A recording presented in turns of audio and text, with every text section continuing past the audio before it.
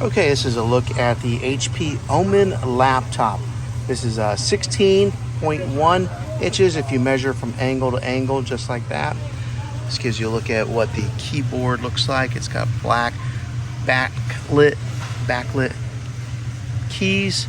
This is the mouse pad on here.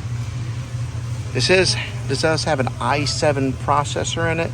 It's got 32 gigs of RAM memory, 1 terabyte of solid state drive. So you're getting a lot in this computer here.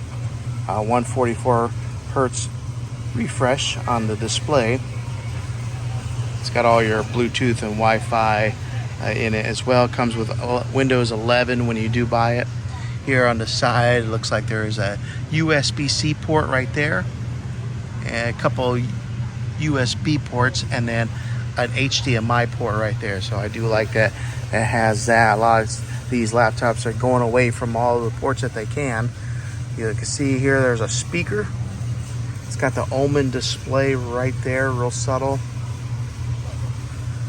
On this side here, it's got some vents there for the heating. There is a 3.5 headphone jack right there, and then it looks like another USB right here. This is an Ethernet cable port right there.